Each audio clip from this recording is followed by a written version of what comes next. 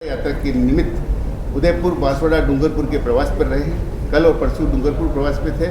आज उदयपुर में आप हैं। भारतीय जनता पार्टी के एक विशाल कार्यकर्ता सम्मेलन को संभाग स्तरीय को आप संबोधित करेंगे और जीएसटी रिफॉर्म एवं आत्मनिर्भर भारत और प्रस्तावित प्रधानमंत्री जी की यात्रा के बारे में आप मीडिया के बंधुओं से रूबरू होंगे। मैं भारतीय जनता पार्टी मीडिया प्रकोष्ठ उदयपुर की ओर से आप सभी पत्रकार बंधुओं का हार्दिक स्वागत करता हूँ एवं लेक सिटी प्रेस क्लब की ओर से मैं आदरणीय मंचस्थ हमारे सभी अतिथियों का स्वागत करता हूँ। हमारे प्रभारी जी प्रमोद जी भाई साहब, बालाजी भाई साहब और पूर्व हमारे जिलाध्यक्ष जी और हमारे महामंत्री जी, सभी का मैं हार्दिक स्वागत अभिनंदन करता हूँ।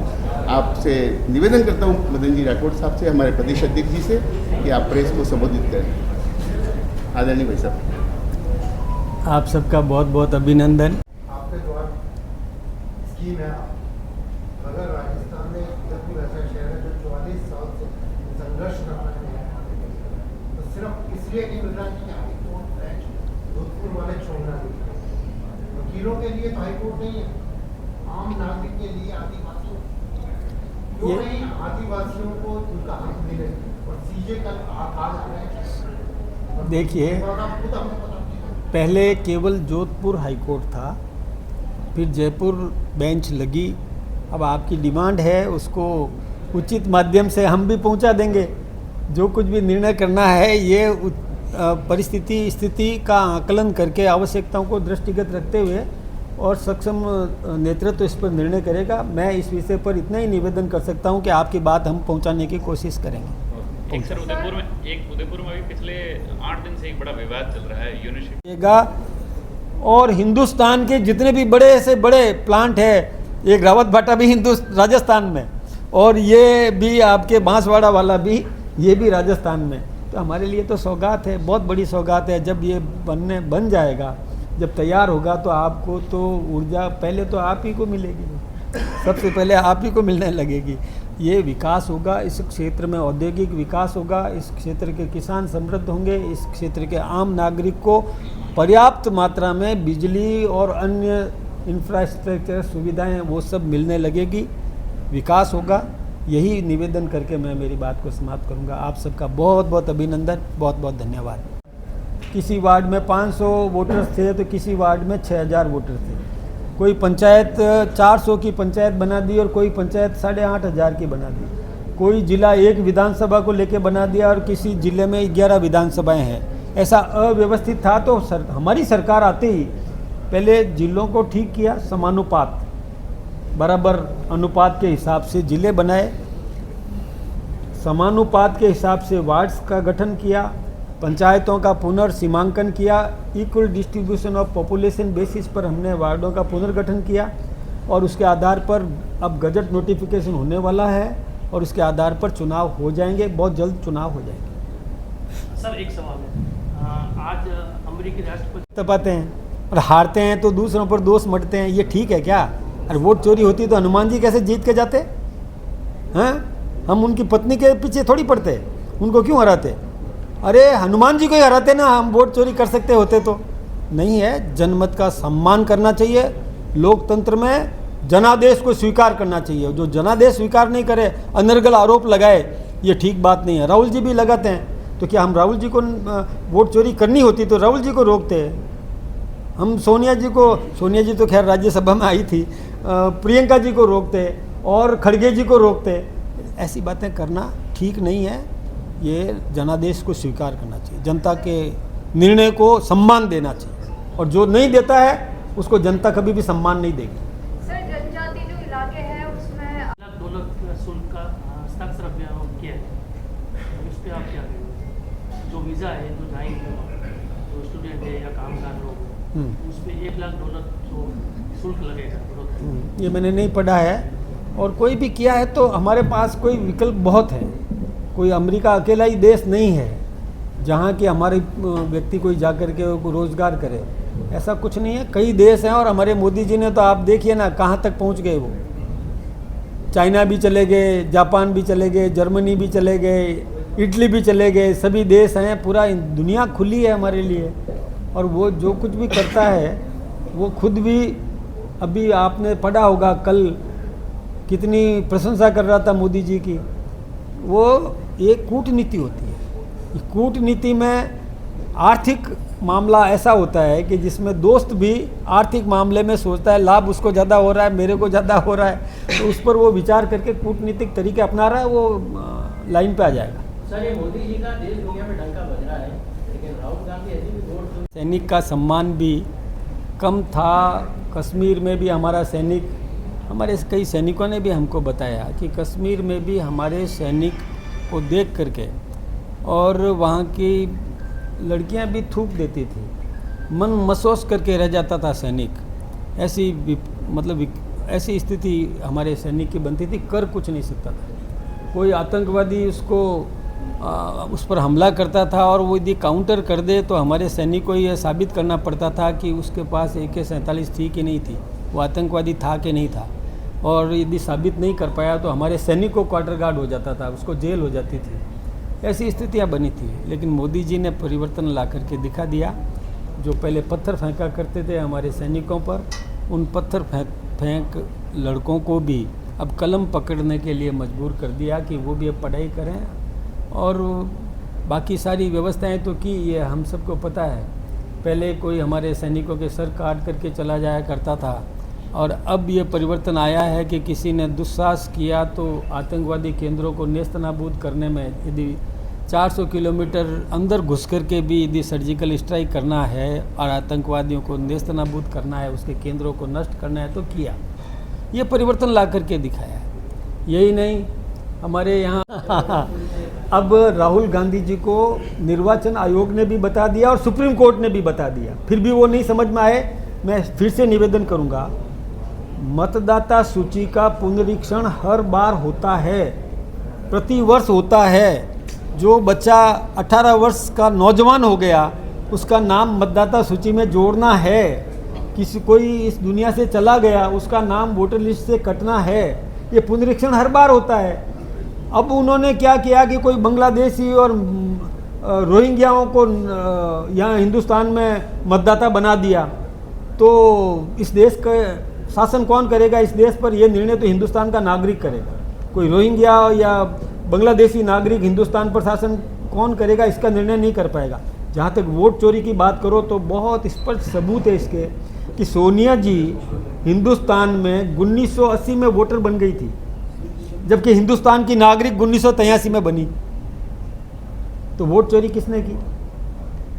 बाबा साहब अम्बेडकर को किस प्रकार से हराया गया, कैसे वोट काट दिए गए, कैसे वोट दूसरी तरफ डाल दिए गए, इलाके में से, सीमाओं में से बाहर निकाल दिया गया।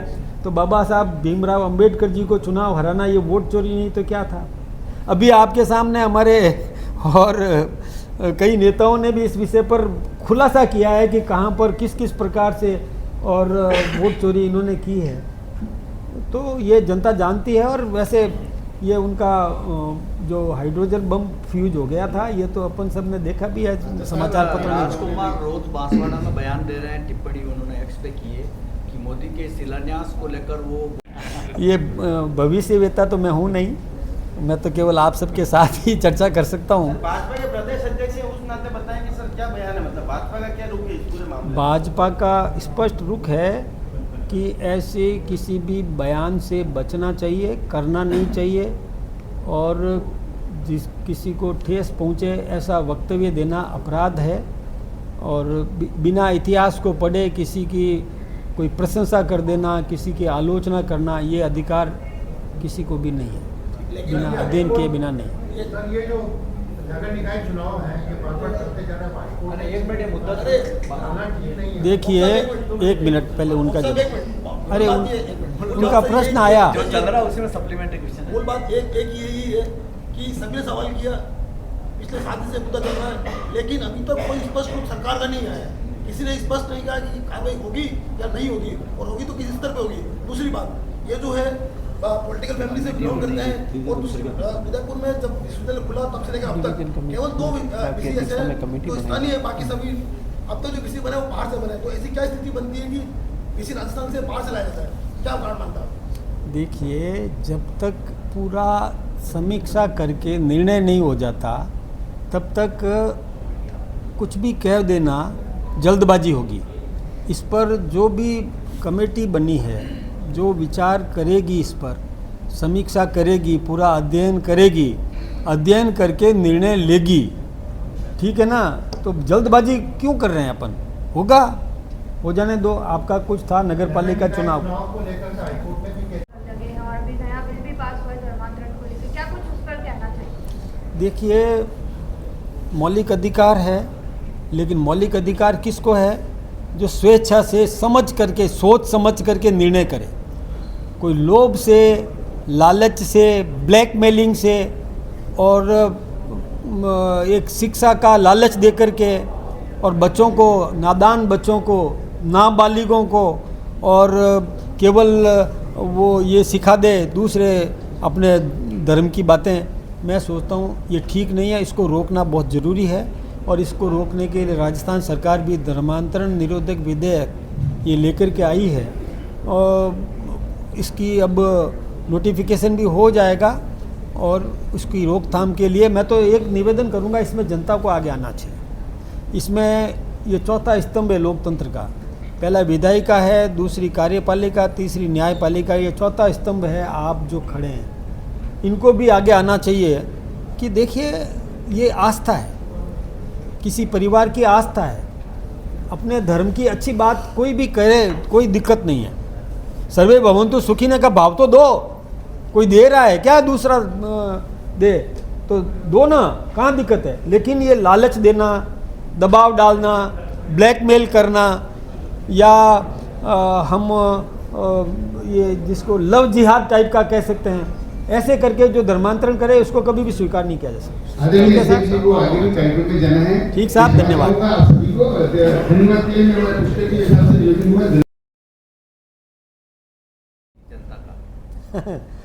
वहाँ की जनता से कभी पूछो जा करके। मैं गया था, अभी परसों मैं वहीं था, और जिनकी ज़मीन एक्वायर हुई और जिनको 10 गुना पैसा मिला वो खुश है, बहुत खुश है।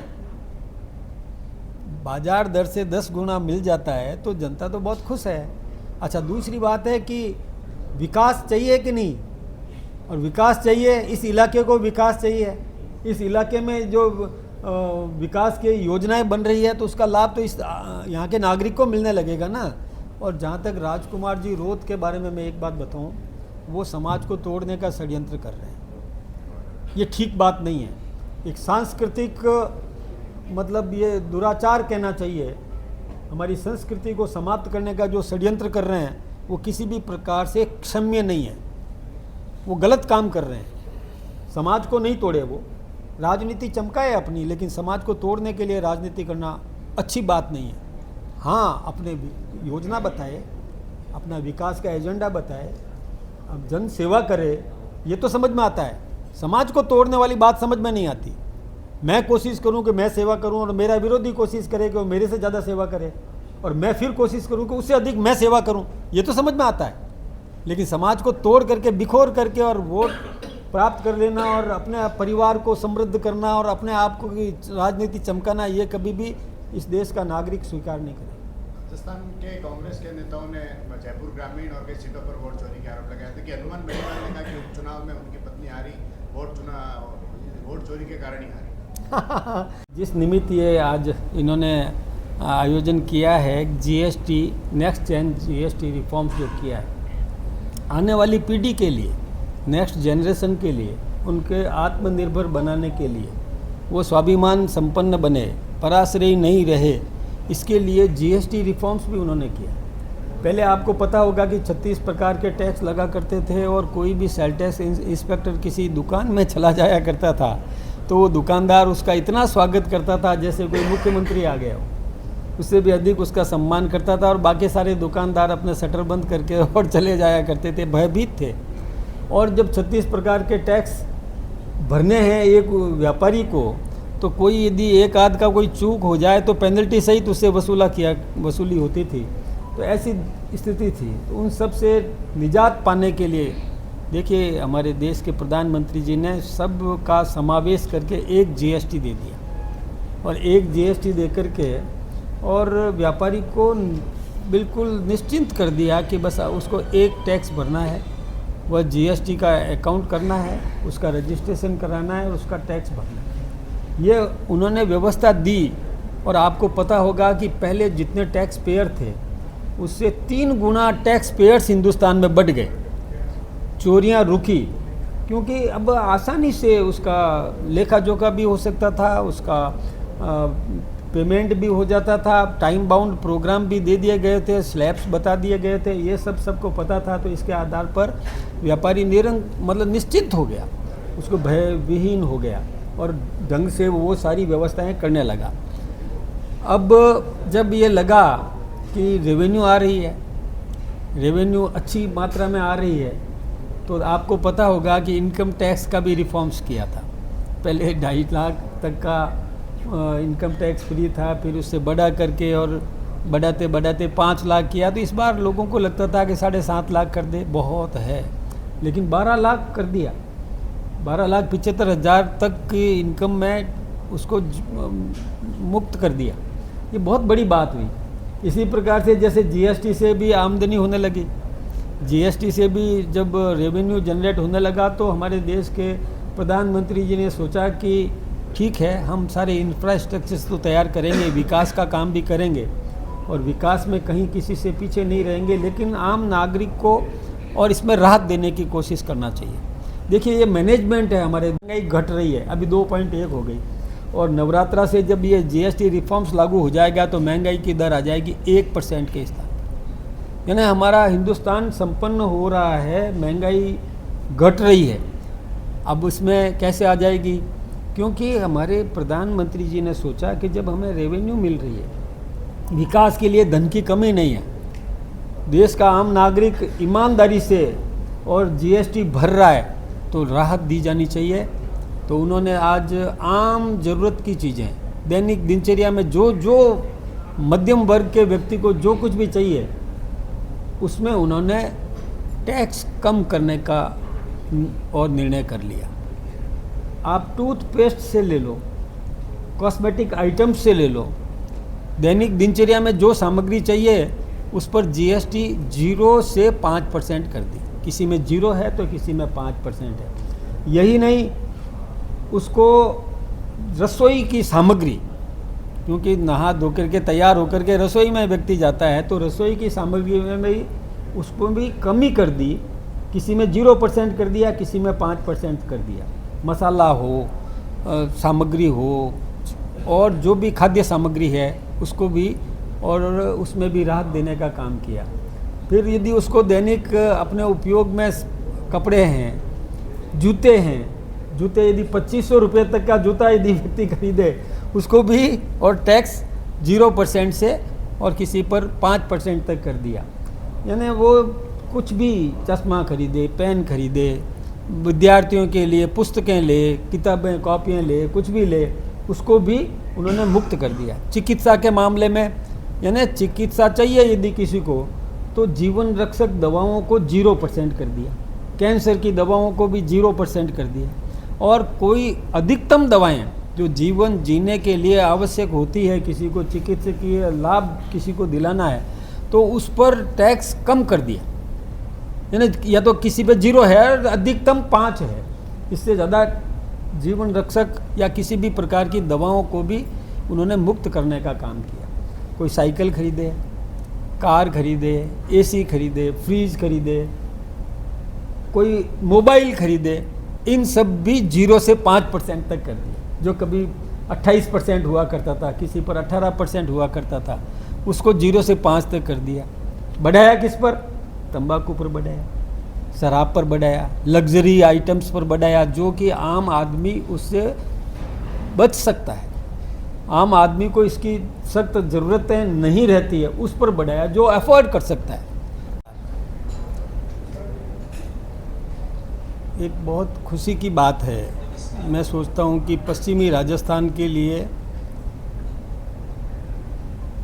एक आणविक संयंत्र लगने वाला है बांसवाड़ा में। वैसे तो रावत भाटा में है एक राजस्थान में, और दूसरा अवसर भी राजस्थान को ही मिल रहा है कि बांसवाड़ा में इस प्रकार का एटॉमिक एनर्जी और प्लांट लगने वाला है। बहुत बड़ा प्लांट लगेगा, लगभग 750 मेगावाट से भी अधिक यहाँ ऊर्जा उत्पन्न होगी, इस प्रकार का वहाँ प्रकल्प लगने वाला है। लगभग 45,000 करोड़ रुपया उस पर खर्च भी होगा। माही डैम के ऊपर वहाँ जो ये संयंत्र लगने वाला है, ये बहुत बड़ी सौगात है। इसके अलावा भी जब हमारे देश के प्रधानमंत्री जी यहाँ आएंगे तो विभिन्न विषयों पर आप सबके साथ चर्चा भी करेंगे। वैसे अभी 17 सितंबर को हमारे देश के प्रधानमंत्री आदरणीय नरेंद्र मोदी जी का जन्मदिन था और हमने सब ने ईश्वर से प्रार्थना भी की कि मोदी जी चिरायु हों और देश को समृद्ध बनाने में, आम आदमी के जीवन स्तर को सुदृढ़ करने में अपना योगदान देते रहें, स्वस्थ रहें, सुखी रहें। इस प्रकार की कामना सभी हमारे आम नागरिकों ने भी की। कई मंदिरों में भी प्रार्थना अर्चना की गई इसी निमित्त। करें क्यों नहीं, क्योंकि मोदी जी ने इस देश के लिए अपना सर्वस्व समर्पण किया है। सब कुछ जो कुछ भी है वो इस देश के लिए है, उनका अपना व्यक्तिगत कुछ भी नहीं है। और आप देख सकते हैं कि 2014 से पहले के भारत को यदि देखें तो उसके बाद में जो परिवर्तन हुआ 14 के बाद, वो हम सब के सामने है। हम सब इस बात को स्वयं महसूस भी करते होंगे। पहले की परिस्थितियाँ, पहले की स्थिति, देश अंतर का बाह्य परिस्थितियों का यदि आंकलन करें तो दुनिया के किसी भी देश को यदि वहाँ हम उसका भी आंकलन करें तो आज बहुत परिवर्तन आया है। आज हिंदुस्तान दुनिया में एक शक्तिशाली राष्ट्र के रूप में उभर करके सामने आया। पहले के प्रधानमंत्री जी जब कभी भी विदेश में जाते थे तो कोई गंभीरता से लेता भी नहीं था, लेकिन आज ये हुआ है कि दुनिया के लगभग 40 देशों ने अपने देश का सर्वोच्च सम्मान हमारे देश के प्रधानमंत्री नरेंद्र भाई मोदी जी को दिया है। ये कोई कम बात नहीं है। कई राष्ट्राध्यक्ष उनसे ऑटोग्राफ लेने की कोशिश करते हैं, कई राष्ट्राध्यक्ष उनके चरण स्पर्श तक कर लेते हैं। ये जब हमें गर्व अनुभव होता है, इस देश के आम नागरिक को भी गर्व का अनुभव होता है। यही नहीं, देश की आंतरिक व्यवस्थाओं की जो इस देश के नागरिक को उपलब्ध आवश्यकता महसूस हो, यानी विकल्प दें। हमें किसी दूसरे देश पर निर्भर नहीं रहना है, आत्मनिर्भर भारत बनना चाहिए। तो हमारा देश आत्मनिर्भर तभी बनेगा जब हम अपना यहाँ का उत्पाद अपने उपयोग में आए।